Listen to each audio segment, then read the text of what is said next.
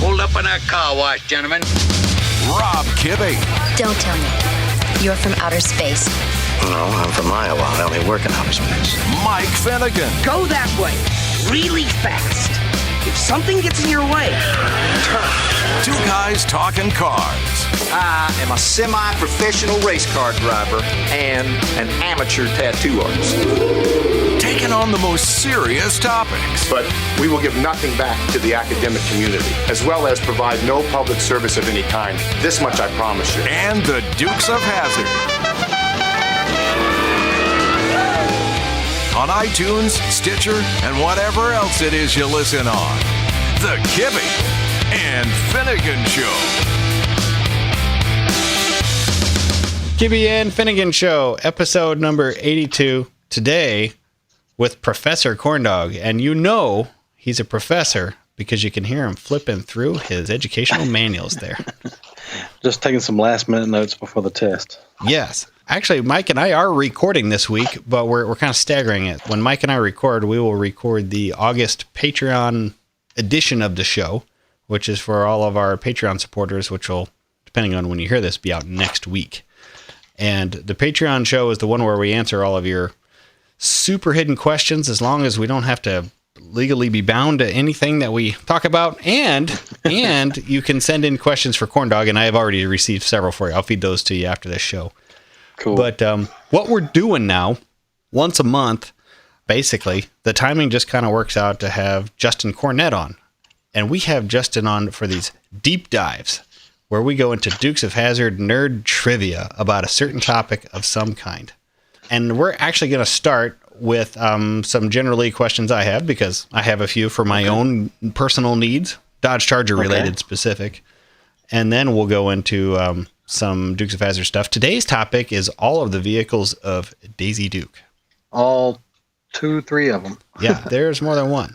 But of course, you are a regular on this show now, so let me go ahead and play you your intro as you determined in the last show. Pretty short. Get me a corn dog and get a boss a half a dozen. That's it. Okay. Oh, by the way, everybody listening, you can get the show on iTunes, Stitcher, iHeartRadio, Google Play, and of course the MuscleCarPlace.com website. So here's question number one for you. So I have, well, for some dumb reason, I decided to move. My wife and I have been kind of wanting to move for a while, just in Ames. Right. Get a little more house, not very much more, and a little more garage. Well, actually a lot more garage. And we succeeded on the little more house, and we succeeded on the little more garage. You didn't already move, did you? No, I'm in the process of getting our house ready to sell, and we got an offer in on a house, but that's kind of going without a realtor, so I'm manning all the paperwork for that. I got a lot of stuff cooking right now. And you're saving 6%. At least, yeah. But I have also had to kind of work on my generally when I have time. But what's in since the last Corndog Deep Dive show, I believe, is I have the whole new K-member in it, Finnegan's K-member, which was a 1970 B-body power steering disc brake K-member. And that's now in. And what did the Chryslers have in them instead of springs again? Torsion bars. Torsion bars. Yeah, there you go. I kept thinking torque tubes, and I'm like, that You're can't a be Chevy right. guy. You know Tahoes have torsion bars. Well, I have a 3/4 ton GMC. That's my daily driver, and it's got actually the exact same suspension as the Charger does. Torsion bars and leaf springs. But they got it from Chrysler. Well, they all did, right? I went to the transmission shop today because I needed to get a couple tweaks done. And I was telling him, yeah, I got this Silver Sport 4L60E transmission. And he goes, yep. Now, why'd you put a damn Chevy transmission in a Dodge? He's old. Yeah. I said, well, I have good reasons. And I'm going to hook it to this and, blah, blah, blah. Anyway, It's not the first time. I bought a 67 Dodge Coronet one time, ex-drag car. It had a Hemi in it at one time. But the guy that I bought it from was a Chevy guy because when he bought it, it had a blown 454 in it. So he bought it just for the engine and sold it because he had no reason to have a Mopar. Takes all shapes and sizes. The older I get, the less, brand loyal I seem to be. Right. If it works, it works. Yeah, they all have their pluses. But I got this front end on here. The only major difference, I guess, visually that I see between this one and the other one is the sway bar. And the sway bar is different between 69 and 70. It's a little nicer looking to me. The sway bar is kind of tucked up tucks higher. in there a little bit tighter on a 70. Yeah. I have no idea if it functions better or the same or worse. So that was question number one. Will this? I would think that it would be a little bit tighter just because it's shorter. From end link to end link is a shorter distance. If you just measure the overall length of the sway bar, that sway bar on the 70 will be a lot shorter. And for the ones who don't really know, 69 and back, the sway bar goes out in front of the K-frame and then comes back to the control arm. But on a 70, it still connects to the control arms, but it goes through the K-frame. And so 70 K-frames are different, sway bars are different. There's a lot of stuff on a 70 that's different. And that's why I was telling you, if you got that K-frame and the front end from Finnegan, try to put in as much of the unit as possible in one complete unit. So that way you're not trying to mix match, 69 and 70 stuff. Well, it's all in. It fit fine. I mean, it was a trick to get everything in because what we did was pretty clever. And Rodney had a pretty good idea, and I had a pretty good idea, and we put our pretty good ideas together, and we hung the car off the back of his post lift. Not a post lift, a drive-on lift. Yeah, 4-post lift. And then we hung the engine in the car so that we could just pull the K-member right out of it. And it was just, kind of like a new car. You know how they hang the engines with that cradle with thing? The engine, yeah. We did it with wood and a tie strap. Oh, wow. You never sent me that picture. I didn't put that one out. It was a little scary looking, but it sure worked. It worked remarkably well. And while the K-member was out, I've actually put the headers in. And that's a nice way to put the headers in. Yeah. But when we were putting the K-member back in, just for a brief second, I thought, oh no, this isn't going to work. Those headers fit like a glove around everything that's there, and I'm specifically referring to the steering linkage and the steering gear, but not until the K-member is totally in place. Oh, yeah. And once we had it all in there and it was all buttoned up, it fit perfectly. Because actually, if you set that K-frame on a flat table and you lower the body down onto the K-frame, it will not go in there correct. You have to tilt it. And it went in tail high. Yeah, that's the way they all do. I mean, we tried a couple times and we thought, man, the only way this could go in is like if the back went in first and then the front went up. So that's exactly what we did. We put it on a jack stand kind of table. That picture I saw. We raised the back of it like with, I don't know, a bunch of 2x4s, and then put the back up and then just started tweaking here, tweaking there, jacking here, jacking there until we finally got it. And I think we were both like relieved and proud. We made it. Right. And I'm going the OEM route, hooking up both the steering and the brakes. And it has 1970 disc brakes on the front, not 69. So I thought you might tell everybody the difference between the two. 66 to 69 used a Bendix 4-piston caliper. They work good, but the only thing is, on a daily driver, a lot of times one of the pistons will hang up and kind of freeze, and then your brake pad will actually wear uneven. And so they were kind of notorious for one or the other pistons or two of them freezing up. In 70, they went to a single piston. Before, the pistons were probably about 1.5 inches or so. I'm just guessing, about 1.5 inches. And then the single piston is about a 3.5 inch piston. So it's a much better, reliable unit. So, and they use that single piston for many, many years. What's the kind of common Mopar disc brake swap that uses stuff from an A-body? A-body, yeah. That's the common from swap. Dusters and Darts and Valiants.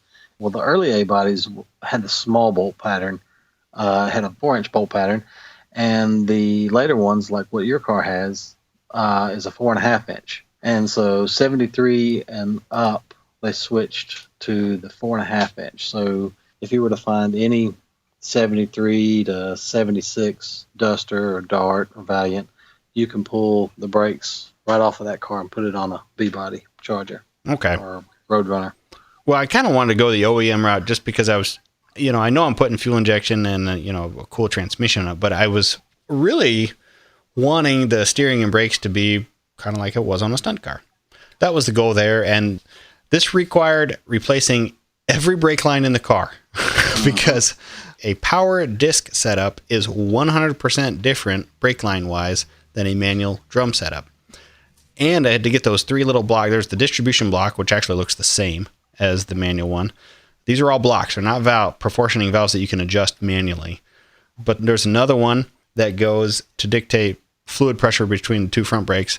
And then there's another one that limits fluid pressure that goes to the rear brakes. And I assume that's the proportioning component of the whole system. Yeah, I think technically they call that one the proportion valve, the one that actually goes to the rear. Mm-hmm. That's mounted a little bit further down the rail. But I got it all, and I finally figured out which goes where, and I have half the new lines in it. I got the line that runs all the way to the back. That's all in the car. Everything's tucked in. And then I started putting things together, and I just ran out of time. But interestingly enough, I found, and I texted you, a picture of this spring that was just hanging from the brake pedal mount up under the dash. I just happened to see it there. I definitely wasn't using it before. And you said, yeah, this thing tucks around the linkage on the power brake booster. So I'm wondering if my car was originally a power brake car. Is there any other reason that spring would be there? Are you supposed to use it on manual brakes? It's been a while since I've actually did the manual. The manual brakes, they've also got that spring as well. Okay, maybe I just didn't I believe have it so. hooked up. Yeah, if anybody ever changed a master cylinder in the car when it was manual, then chances are they probably didn't hook that spring on. And it's easy to overlook, too. And you're laying upside down, your feet are hanging up over the seat and everything, and you're laying on your back up under there and just trying to look, and it's easy to overlook that spring. For whatever reason, it's there. It serves its purpose, but it probably works either way, with or without. It seemed to work okay without it when on manual, but when it's all hooked up, it's going to be, I guess, how it would have been back then. I've done so many different brake systems in so many different cars. This is the first time I've ever put OEM stuff on a car, actually. Now that I think about it, I've always kind of convert you eventually. Yeah, bigger, badder, better. But so I got to get like spindle bolts and the cotter pins that run through there. Do I do anything special with wheel bearing preload or anything like that? No, I've just always kind of done the typical, snug it up by hand with a wrench and spin it. And then, once you get about a spin and a half, then that's good enough. And I've never had a problem with it. I always just pack the bearings real good and let it ride. So put the bolt on until it's tight, just with fingers, you're saying? Yeah, just kind of hand tighten it. And then as you spin the rotor, as it spins around, you kind of tighten it down to where you can get about 1.5 turns out of it. Free spinning. So then put your cotter pin through, put your dust cap on, and right. And I'm not going to run a center cap on the wheel, so the dust cap is it.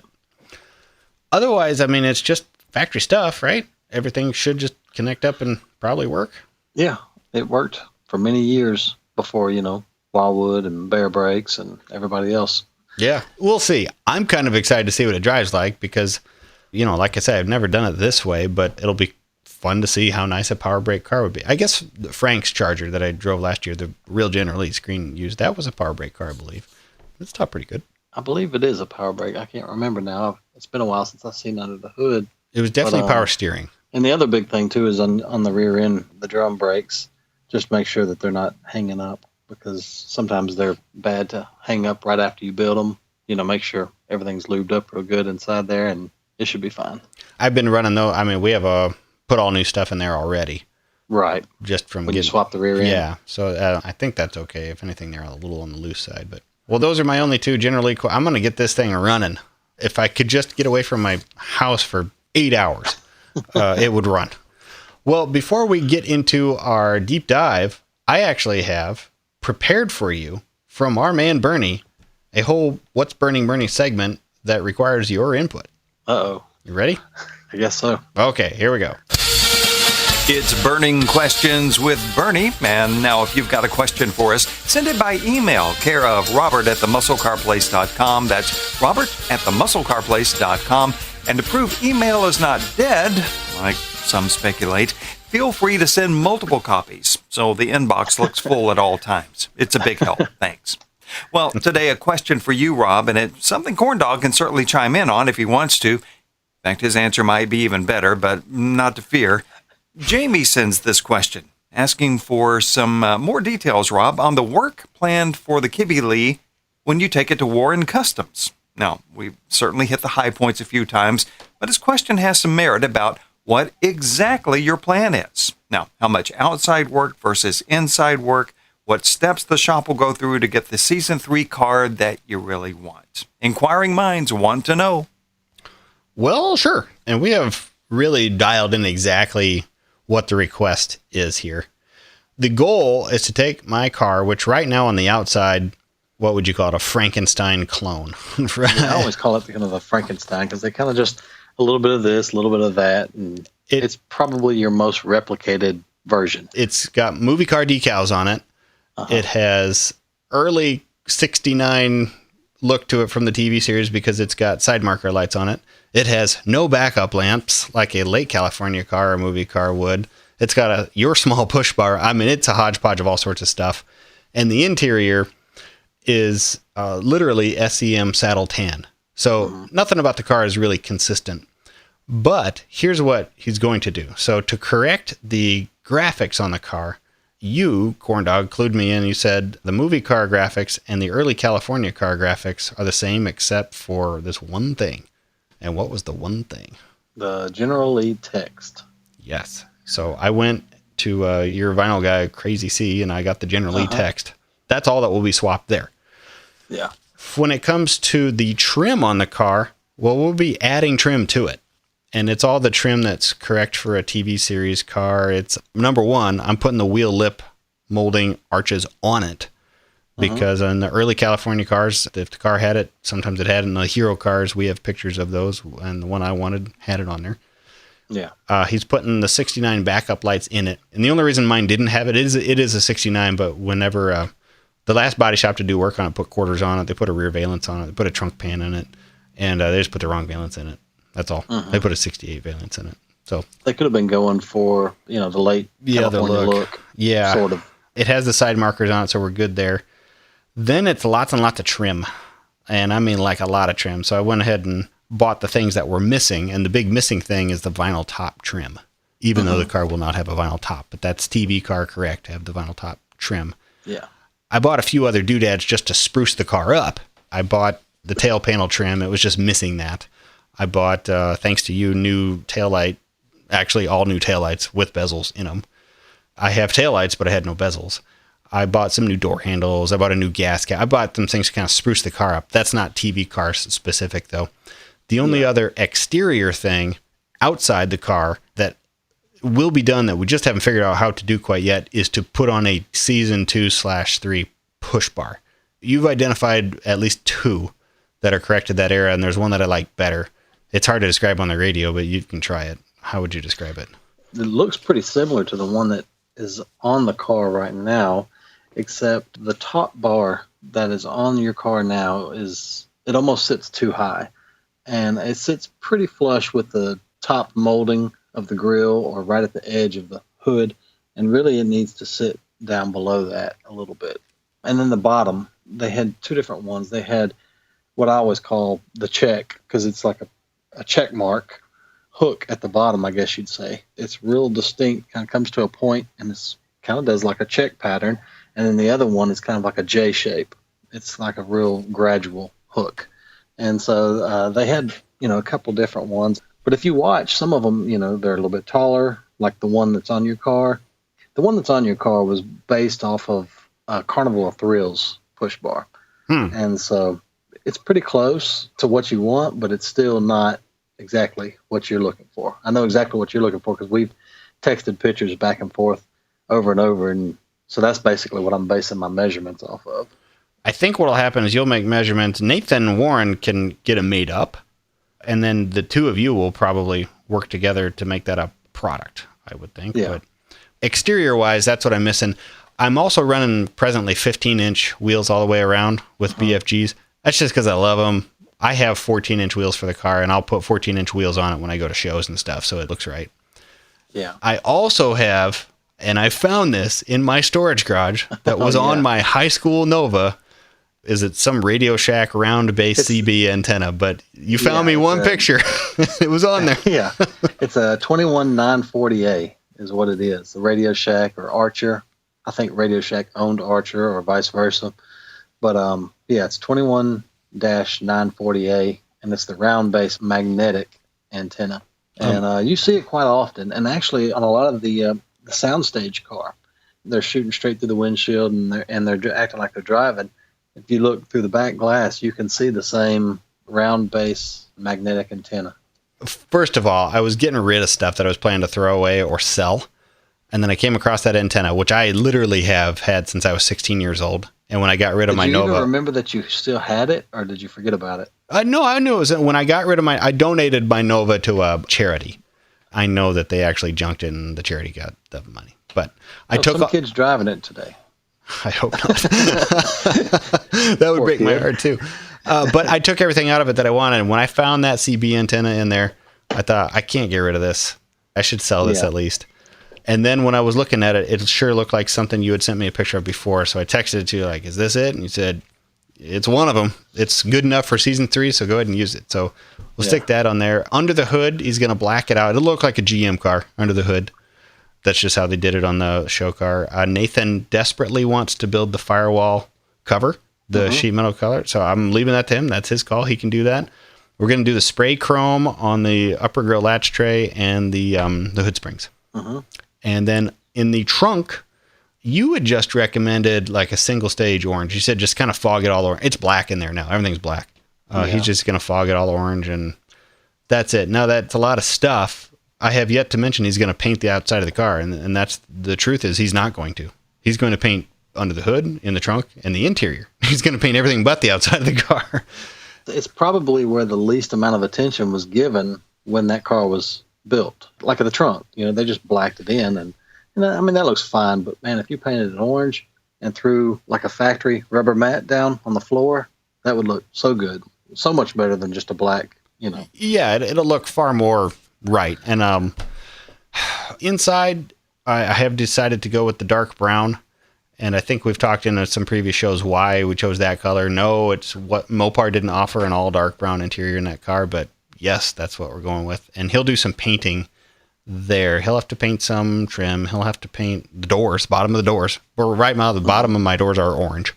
Major pet peeve. Mine too. He'll paint them brown. It'll get all new interior, and it'll all be legendary interior, but a lot of it will have to be painted, with... And you said you were painting the gauge bezels, right? Yeah. Normally they're black. You're going to paint them tan? It's all going to be the same color. Okay. SEM Bluebird Brown. Cool. I'm pumped, man. I can't wait for what it's going to look like. And I know I'm also doing an era of car that most people don't replicate. In fact, I'm not sure I've ever seen one totally done up like that, but that's the goal. I've seen bits and pieces of one. There again, the Frankenstein style.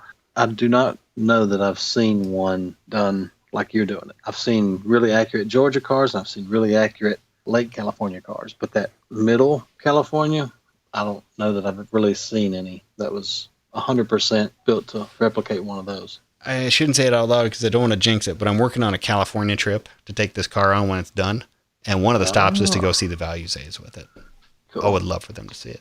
Okay, wow, that was a long answer to question number 1 here. Let's do Burning Bernie 2. Second, now this one really should go to Corndog, given what's been gone over so far.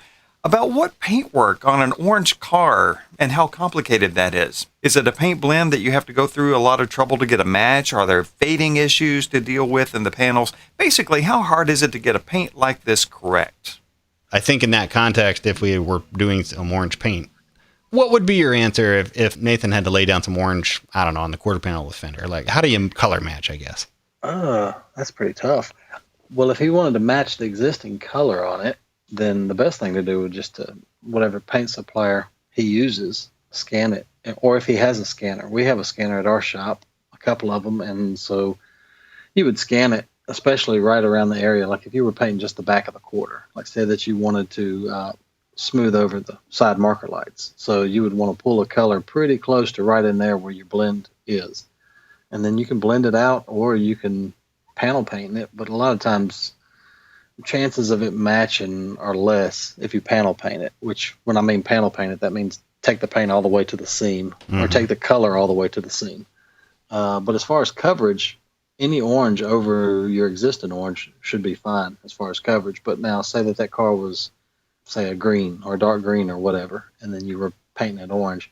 Yellow does not cover very well, and orange is a little bit better as far as covering, but it's pretty transparent color, so you have to make sure that you get enough even coats on it. I do see where somebody has done a little touching up of scratches and nicks on the car, rock chips. They must have used a parts store orange, where it's all that it's a single stage paint with the hardener in it and everything. It is a completely different shade of orange than the car is right now. It's almost red compared to the orange paint that's on the car right now. Orange is a really tricky color. Like, you can take a picture of your car in the sunlight and then let a cloud come over and then take another picture 3 minutes later, and it will look like two totally different colors. Mm-hmm. And same thing with a flash. You use a flash, it'll turn it really red, and you don't use a flash, and it'll be a little bit more of the yellowish orange. Yeah, my car is much prettier orange in photos than it is in person. I don't know why that is, but I love the way it looks in pictures, but in person, it's kind of a pale orange. When you were looking at that car and sending me pictures, the pictures with it next to the cornfield, I thought, man, that thing looks really nice and straight. It's a good paint job, but I don't know. It may have been fresh. Those pictures were touched up a little. Aaron Cluth, he's a listener. I think he had done a little color editing all throughout the photo. But even if I send you a picture from my phone of the car, the color you see on your picture is not the color I see with my eye. Okay. That's pretty common with orange, though. Yeah. Interesting thing. Okay. One more here. Cool. And finally, this story. Did you hear this? Just sit right back and you'll hear a tale of a fateful trip that started from this tropic point aboard this time. I fell off the back of the Norwegian Star, and I was in the water for 10 hours. Okay. So these wonderful guys rescued me. Your name is? Kay. I am very lucky to be alive. Kay from? From England. Kay was on board the ship the Norwegian Star when she fell into the water shortly before midnight. The cruise ship, travelling from Vergarola to Venice, was about 100 kilometres off Croatia's coast when she plunged into the water. Almost 10 hours later, she was spotted by a patrol boat about a kilometre or so from where she'd fallen in. Within minutes, she was pulled on board the vessel and assessed by medics.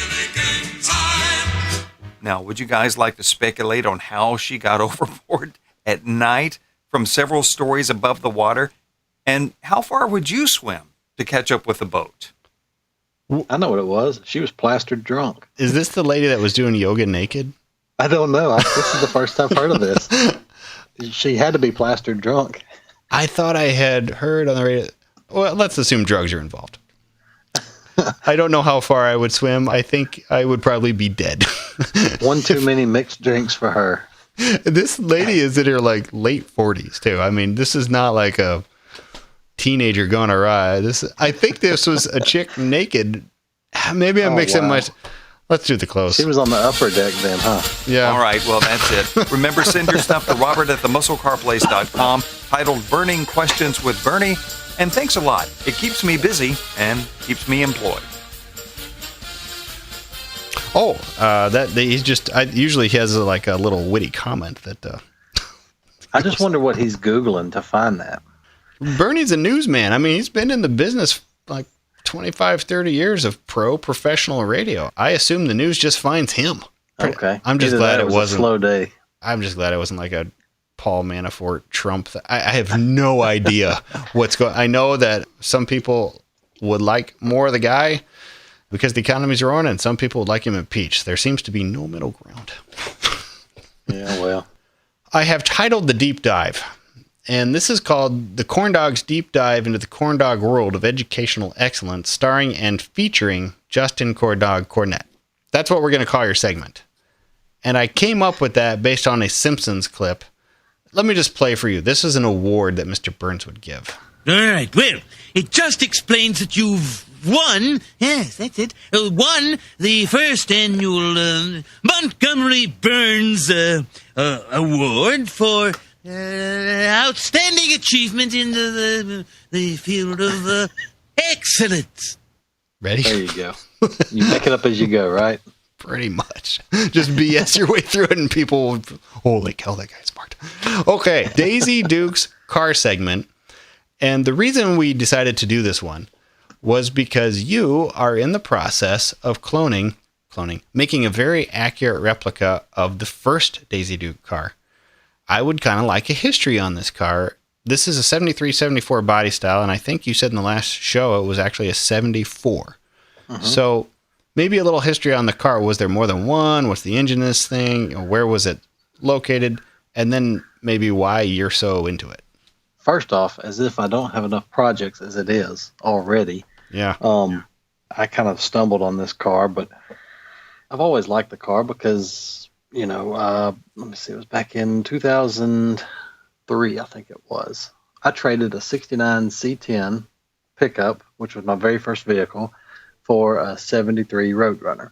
My parents hated that car with a passion. I was still living with my parents at the time, but they hated that car so bad. They made me park it behind the house. They said it was the ugliest car. It was a white car with a black, just like the Daisy car, but it was white with a black stripe. And it had turbine wheels, but it wasn't the 10-spoke Vector wheels. It was like the 15-spoke turbine, like 18 van wheels. Oh, yeah, I have some of those too.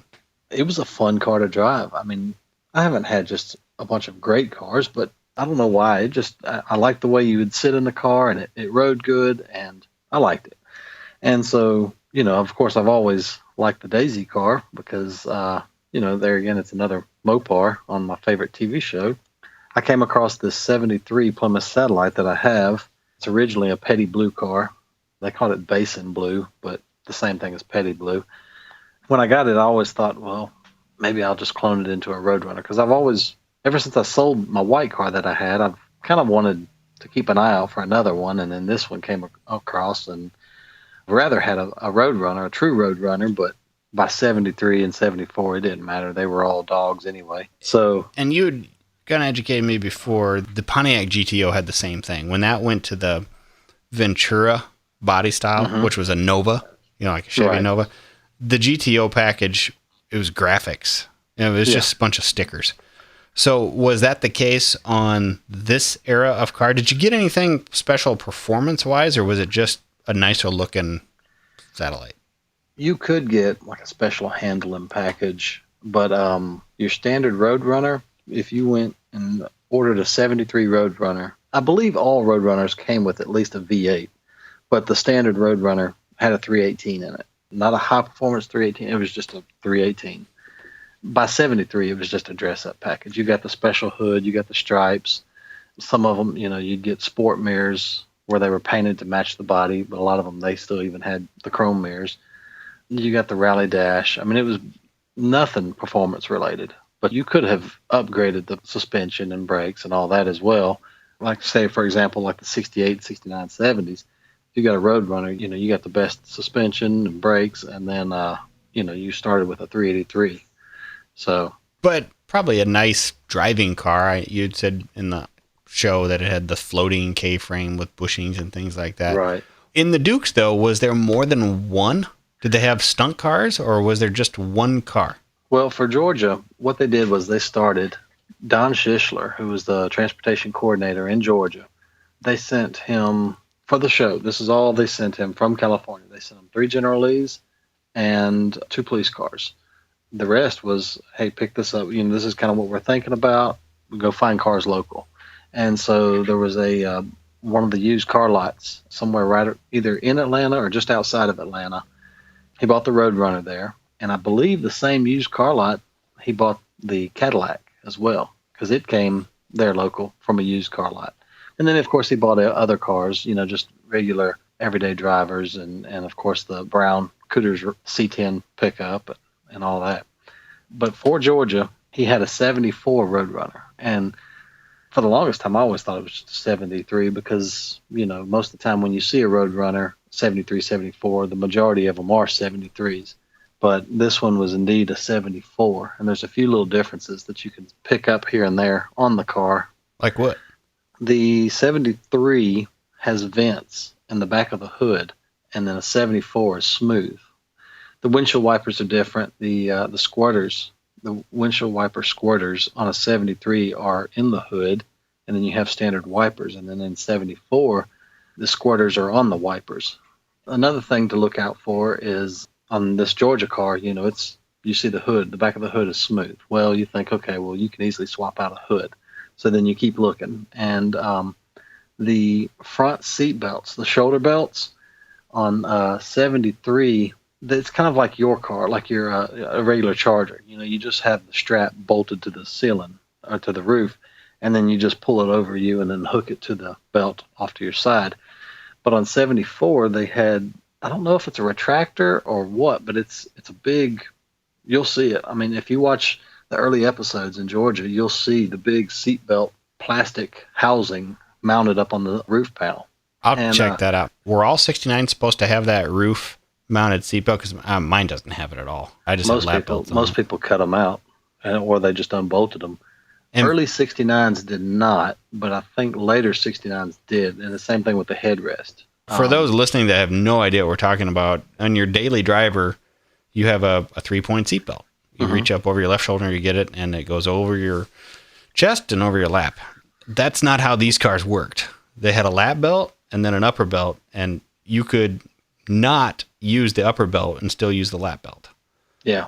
That always got on my nerves, having 2 buckles right there by your hip. Yeah. And you had one for the lap and one for the...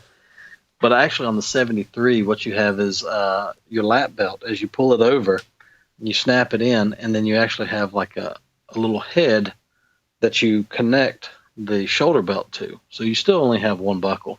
But on the 74, like I said, if you watch it, I'm doing a poor job describing it, but if you watch the episode, you'll see just this huge plastic contraption mounted up on the roof. And that's the 74 style seatbelt. Another dead giveaway is the steering wheel. 74 had this big, kind of really large padded horn pad. It almost takes up the whole center of the steering wheel. Like 73 has more of a slim 3-point horn pad, which was the same on 71 to 73. But then 74, they got the real thick padded horn pad. And I think it went all the way to like 76 maybe. In one of the episodes, you'll see Uncle Jesse is actually driving it. And you fast forward to the California episodes. It was the episode, The Big Heist. It was like the 8th episode, I think it was.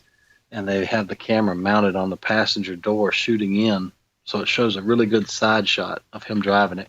And you can see the big padded steering wheel, which screams a 74. Was there more than one? So they one? only used one. No, they just used one in Georgia. It goes against the norm because, normally you have at least 2. But being, a small production at the time, they probably thought that you could just get away with a single car. And it didn't do any major stunts. They would slide it around and that's about it. But they only used one single car in Georgia. My biggest thing that I've been trying to replicate, I don't know if you were going to get into this part, but I'll go on to say, but I've been digging, trying to find all these little stickers. We've talked about the stickers because that car was just covered in stickers and decals and stuff. You don't notice it unless you just really look for it. But the car originally came from Florida and then went to Atlanta. The way you know that is on the inspection sticker in the lower right-hand corner of the windshield. You can see, you can't really make it out, but I started looking.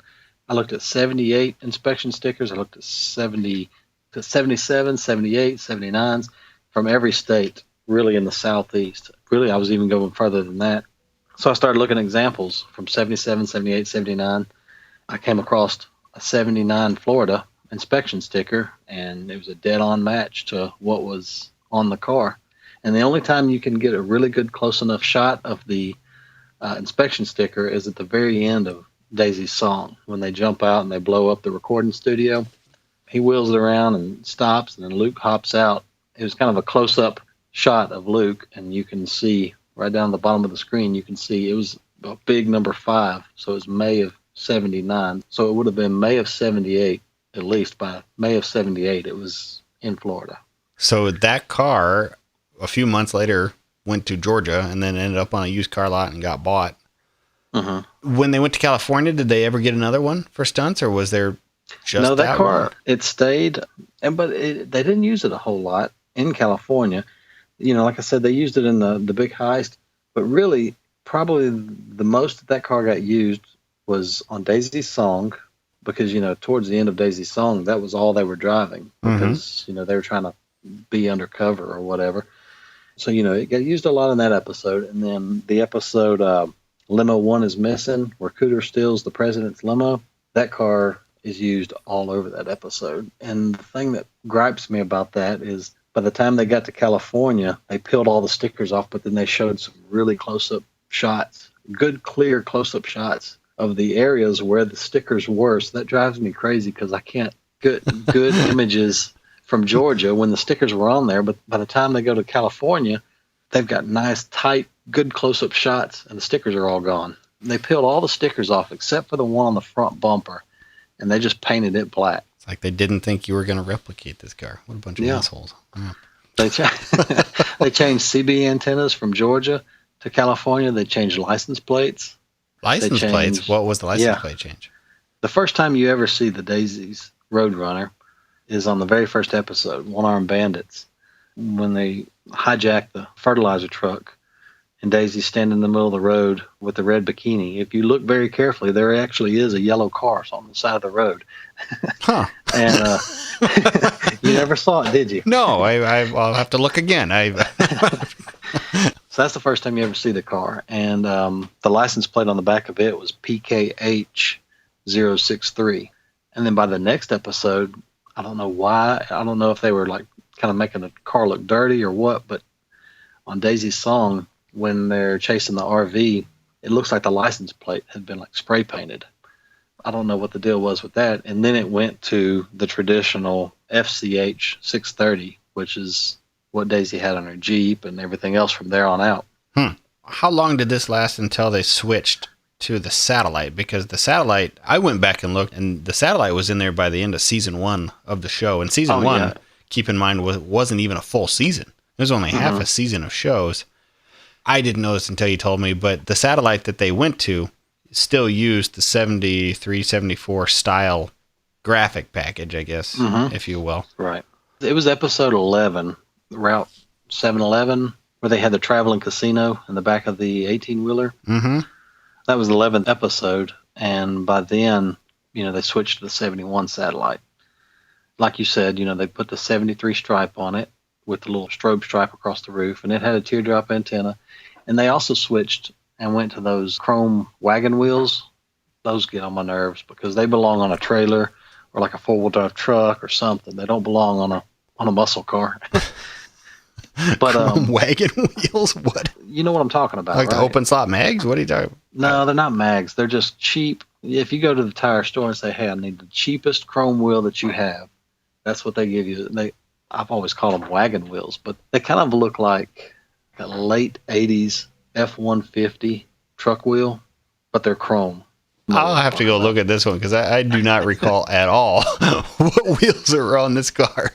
They belong on a four-wheel drive, Silverado or something, from the 70s or 80s or whatever. They don't belong on a muscle car. Do you have a definitive reason why they switched to a 72? Well, they never actually ran a 72. I still have yet to see a 72 satellite. And really the only way you can tell the difference is the side marker lights, because the 71 has like a flush side marker light with 3 little squares. Mm-hmm. And 72, they switch the side marker, and it kind of stands off of the body panel, and it's kind of like your typical little reflector. Just looks like it belongs on the side of a trailer. It's not the prettiest thing, but the 71, you see 3 little squares that are flush with the fender. That's the 71. So, other than the Superbird, this is my favorite Richard Petty car. Was the 71, 72 satellite? I have a special treat for you. I found the 1971 Plymouth Satellite commercial. Would you like to hear it? And this is legit. I'm not making, this isn't a bit or something. You want to hear it? Okay. This is the car that was chosen U.S. Car of the Year by Road Test magazine.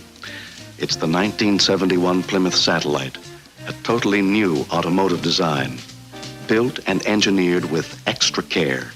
Plymouth Satellite, the U.S. Car of the Year, the buy of the year. That's Chrysler Plymouth coming through. And that wooden performance was William Shatner. Come on, Captain. Do better than this. Is the. Was that really him? Yes, it was. It really was. Yes, it's way. I didn't know that. Play just a little more. This is the car that was chosen U.S. Car of the Year by Road Test magazine. Oh man, he just mailed that one in. It's the 1971 Plymouth Satellite. Damn it, Kirk. Where's the Kirk I know? Problem. So that's what he should have done. But I went back and I found the episode where this car was replaced, and it's in season 2. Season 2, episode 14, The Runaway, and that's when Daisy gets a Jeep. So they didn't run this car all that long. I guess I have 2 questions. Number 1, do you know why they replaced the 74 with a 71? And number 2, why did they kill the 71 off? This is actually going to sound crazy, but 73 and 74s, true legit Roadrunners, the rear glasses, this is just a speculation on my part, but let me backtrack just a little bit. If you go back to Limo 1 Missing, the episode, they show a really tight shot of the interior, and I think Daisy's driving, and either Luke or Cooter's in the passenger seat, and then Bo and whoever's in the back seat. It's all four of them in the car. But on a 73 and 74, a true Roadrunner, the rear quarter glasses do not roll down. They're stationary glasses. And they had this shot, they showed a really close shot of John Schneider in the back seat of the car, and he's like, they're recording through the window. So he's doing his lines, and then you've got the glass right there in front of his face.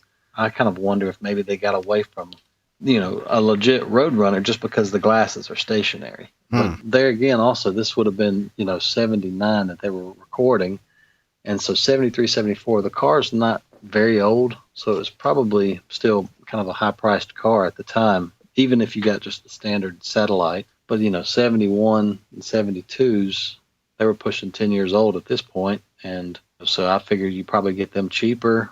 And I don't know if maybe the 73s and 74s, like I've talked before about, they didn't like the way they handled off-road, and I've never really heard for sure. And there again, like we talked about, that would be a good question for one of the Valises. I am absolutely going to get to the bottom of that. I also want to know if they provided the orange charger for the Knight Rider episode that we've talked about in others. I did a whole kit discussion on the muscle car place, and I listened to that.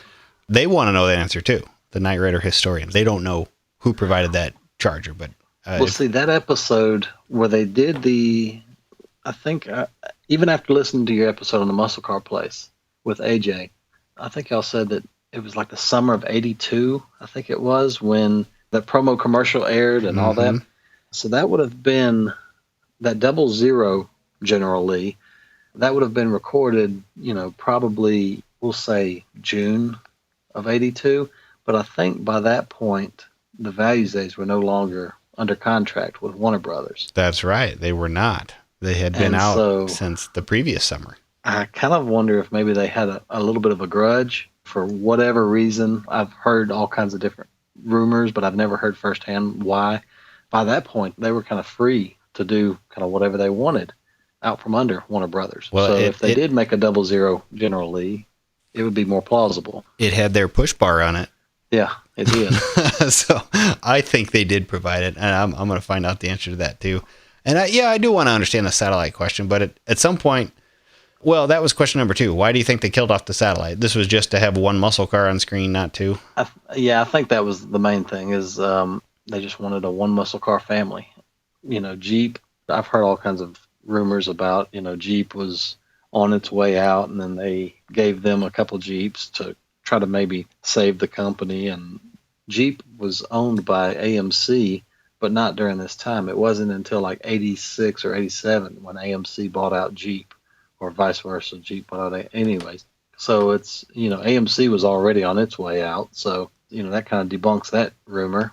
I think it was just a Jeep was a little bit more fitting for Daisy. So I pulled some stats on it here. So the Jeep was the Golden Eagle edition here, and I have information on that. But this was season 2, episode 14, titled The Runaway. And the guest actor who gives Daisy the Jeep was played by Robert Alda. And Robert Alda was an actor. His son was Alan Alda. And Alan Alda is famous for being Hawkeye on MASH. All right, here is my twisted theory. Okay. On MASH, they drove Jeeps there, Corndog. And MASH came before the Dukes. And therefore, Jeep fixed the system to get another Jeep on scene and went through Alan Alda Hawkeye to get to Robert Alda, his father, to get a Jeep on the Dukes of Hazzard, the biggest show outside of MASH, in their opinion. That's my theory. Now, one more thing. What? The Valises supplied the MASH cars. We did it. Okay. So here's what's interesting about it. Sometimes it was a stick. Sometimes it was an automatic. Sometimes Daisy wore her seatbelt. Sometimes it didn't. But in this episode, when it was presented to her, it was a true Golden Eagle Jeep. I took this right off of Jeep's historical website. It says the Golden Eagle option package was a $200 premium above the Renegade package. It originally included an Eagle decal on the hood, larger tires, Levi's soft top, rear-mounted spare, wheel-up extensions, spare tire lock, convenience group, decor group, tachometer, carpeting, and a clock. A 1980 Jeep CJ7 Golden Eagle named Dixie was made famous by Daisy Duke on the popular show The Dukes of Hazzard. The CJ5 Golden Eagle package was available from 77 to 83. Now, I thought this was a CJ7, but long story short, when she gets that thing, it doesn't have a top on it, but it does have doors. And on the doors is the word Dixie, and on the hood it says Golden Eagle. At some point, the doors come off, and the word Dixie goes to the hood. Yeah. So, do you have any insight on that swap? Why that happened? I think it's just more convenient. And it really kind of looks better without the doors, in my opinion. All Jeeps do. Yeah. I'm not a Jeep guy, but, I think it looks a whole lot better without, the whole branding, trademark branding and all that, because they were covering up the letters Jeep and Ford on the pickup and all that. They were covering all that up. And with it saying Golden Commando, that was probably a trademark. Or Golden Eagle. Text or whatever. Yeah. What did I say? Golden Commando. I don't know where I got that. Going commando is a totally different thing. That's why we used to have it was trademarked, and so they probably had to do away with it, and so they probably figured, hey, we'll do away with that and just put Dixie right there instead, and leave the Eagle on the hood. Also, another thing I've noticed, you catch it every once in a while, but on like right where the glove box would be, you've got a handle on the dash for the passenger side. Well, like right where the glove box would be, they actually, a pinstripe or hand letter or whatever, and they had like a plaque right there, and it said Dixie on it. Sometimes it's not there, but then sometimes you'll see, and I haven't studied the Jeep enough to know maybe when they started putting that plaque there or if it was there all the time. But the way they stunt drove it, I mean, they did some scary slides in that. Truly terrifying. Do you know how many there were? I was looking in Tom Cimino's book, and I'm only seeing, his later book, it says they've got Jeep number 1, Jeep number 2, but the earlier books, it just says Daisy Jeep.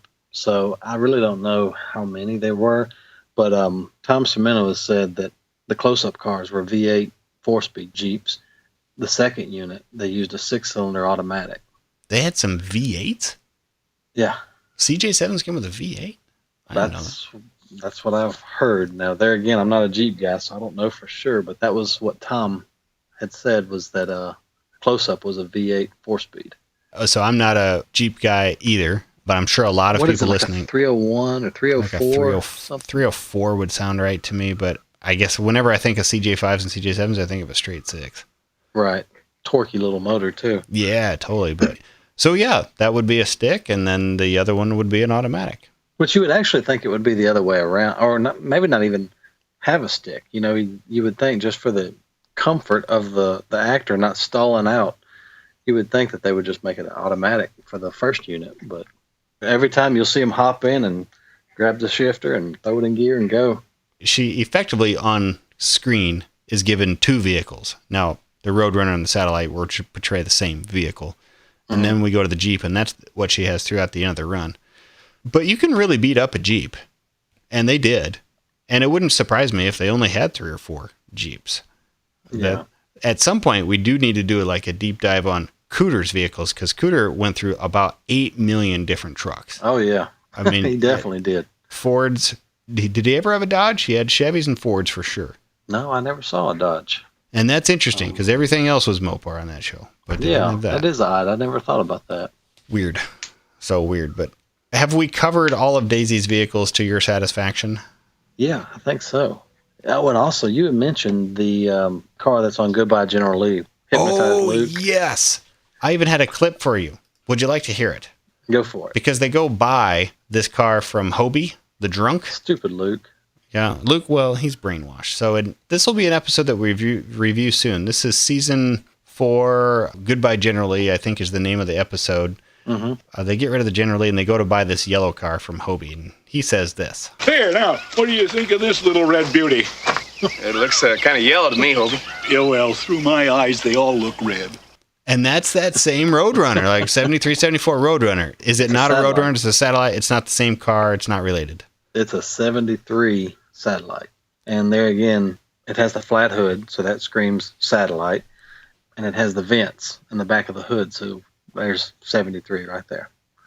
It's not even the same shade of yellow or whatever. It does have black interior, but If you notice when Bo gets out of the passenger side, when they go on the soundstage, the little fake Daisy's Farm, or I'm not Daisy's Duke Farm, yeah. The fake Duke Farm, he opens the door, and you can just tell that the door jamb is just spray painted black. It's not even yellow door jamb. So who knows what color that car really was. So I wonder why this was made a choice. Why would they specifically use a satellite, or are we reading too much into this and they just needed a car and they used one? Yeah, I think that's probably it. If you look in the background at his little car lot, he had a Mustang, and then I think there was even like a 64 Lincoln Continental in the background. I think they had an overabundance of Chrysler products. When it came time to do the episode, they just grabbed something that looked kind of halfway sporty. On that episode, I believe they only used two. One of them was for the jump, specifically just for the jump. And then the other one, it served kind of like multi-duty. It was first and second unit. Well, actually, the first time you see it, the quarter panel is just caved in. Yeah, and it's pretty dinged up above the driver's side headlight. Right, yeah, it's all beat up. And then later on, towards the very end of the episode, the bad guys, they actually slide the satellite into the bad guy's car, and that's where the damage on the quarter panel actually came from. So they filmed it out of sequence, but it's still the same car. I know we're over an hour in here, but I did pull a few General Lee items out of that episode when I was looking for that sound clip right there, because that is the first appearance that we see of the Warner Brothers era of the General Lee, which will take us to the end of the series. And this is when we go to the wide push bar, the light colored interior, no side markers, no backup lamps. Oh, and it's always shiny. It's no longer all matted out half the time. It's a really good looking car when it's prepared that way. And that's the one that most people clone, I would guess. But in that episode, I'm going to propose to you that they hadn't swapped out the 01s yet. They look like the normal ones to me.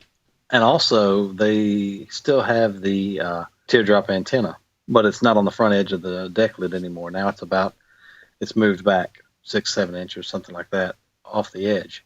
But eventually they'll end up swapping over to the Avanti square base antenna. You know things.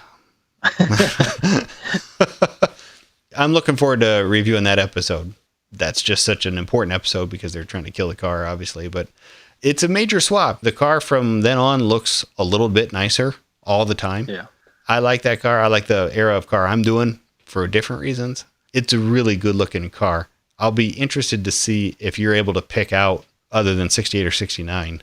It's going to be tough. The only way you'll really pick out a 68 and 69 from there, once they start smoothing everything off, is from the dash pad. Yeah. But what's crazy is of the 17 surviving General Lees, one of them is, and I may have this backwards, but one of them is a 69 model car, but when you look at it, it has the pointed 68 dash. Or it's the other way around. It's the 60. It's actually a 68, but it has the smooth, straight line 69 dash, and that's a surviving, unrestored, untouched car. Weird. So somebody swapped a dash. Yeah, that was always the saying: is it's too much trouble to swap out a dash pad. So there you go. There's one that's 1 year and it has the different year dash pad. So, of the surviving cars, are there more 68s than 69s? Yes, mostly 68s. Isn't that interesting? Huh. Yeah. How many real 69s are there? Ooh, I don't know right off the top of my head. I'd probably say of the 17, I'm just guessing. I've got it written down, but of the 17, I'll probably say anywhere from 5 to 7 of them. True 69s. How about that? Was the Billboard car a 69? I think it was a 69. Still need to get a look at that car. It's the only surviving small push bar that's known. There may be more, but people have to find them first. Mm-hmm. For people wondering what the hell that is all about, that's a story for a different day. But we'll move on from that one. But this was a fun deep dive. I really enjoy going through this type of stuff. I don't know what the topic will be for the next one, but I appreciate you taking the time to do it. I'm really pretty curious because you're restoring your screen use generally, and now you're building a clone or a replica Daisy car. Which one will get finished first? I would love to say the General Lee will be through first, but the satellite Roadrunner clone that I have, it really wouldn't take much to knock it out and be done with it.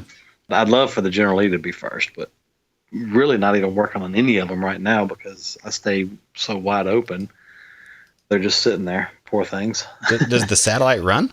No, the guy that I got it from, it was originally a 318 car, but it had a 340 in it. And the guy that I got it from bought it just for the engine and trans. He drove it into his shop, pulled the 340 and 727 out, and pushed the car out next to the tree line, and it sat for 15 years. And so we did some swapping, and I ended up with it. But it wouldn't take much.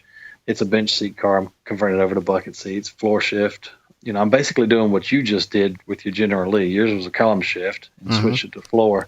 I'm doing the same thing with this Satellite. So that'll be the last thing I do is put the actual correct column in the car. Hope and get the steering wheel off, the old column.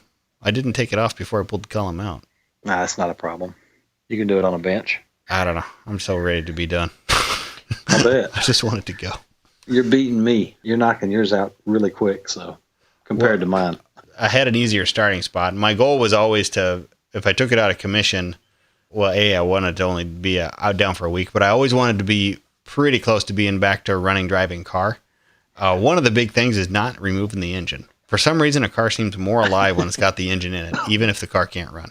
Even if a 2x4 is holding the engine in place. Just seems like you're about there. All right, man. Well, we better wrap this out. Everybody, thank you for listening. If you enjoy the show, you can support it on Patreon and you get a special edition episode of the show every single month where me and Mike and Corndog and Bernie will answer any of your secret, deep desire questions, stuff you don't want other people to know you ask. We will take it there. You can go to patreon.com/KF show. And you can also get the show all through iTunes, Stitcher, Google Play. Follow it on Instagram and do all that good stuff. Corndog, thank you as always, man. I enjoy these. Very welcome. I will talk to you probably in 5 minutes. Okay? That sounds great. All right. Talk to you later. Bye.